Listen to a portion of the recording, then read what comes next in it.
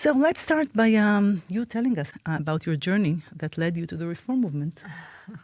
I think it's important to emphasize that most of the leadership of our movement and many people in our movement did not necessarily grow up in a Jewish, liberal, or a Reform setting. I grew up completely secular. My parents made Aliyah from the former Soviet Union in the early 70s. I was only 2 years old. And a lot of the things that my parents learned actually through me and my brothers, because in Soviet Russia, you weren't allowed to observe Judaism.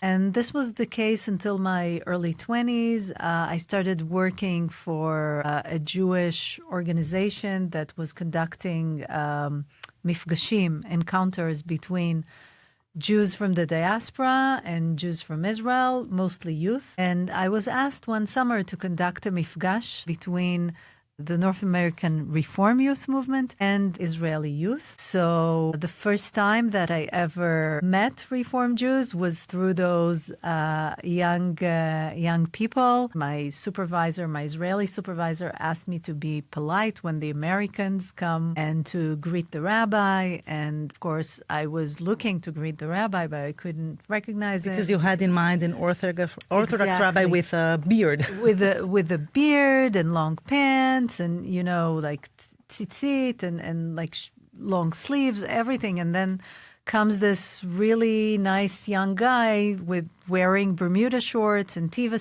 sandals and introducing himself as the rabbi. So I never met a rabbi like that. The whole week was magical for me. It was a revelation because I for the first time, I heard how the Americans sing Birkat HaMazon. And I said to myself, wow, I'm missing so much of that Judaism. As an Israeli kid, growing up in Israel, on the Bible, I know all the stories of the Bible, but I never opened a Siddur.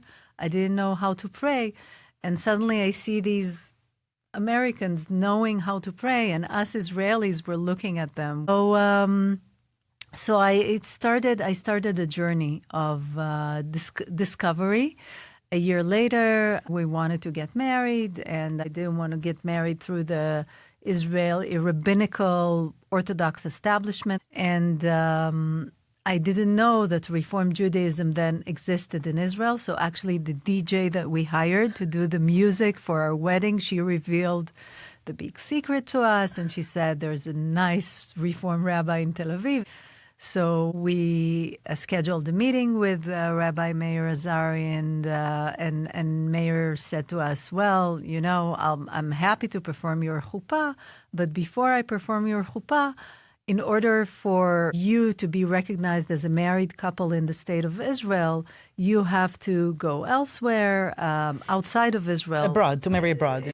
Marry abroad. So we did that in Cyprus, while the beautiful Jewish chuppah that Rabbi Meir held for us on the shores of Caesarea is unfortunately not recognized by the state of Israel until this day, and it's been 30 years ago. Wow. But since that time, I self-recognize as a Reform, and afterwards I held several positions already in the Reform movement. I was a Jewish agency shlicha to the Union for Reform Judaism for 4 years, and with that knowledge I came back to Israel, and I was hired to be director of congregations, and Gilad told me, you need to more than double the amount of Reform congregations in Israel.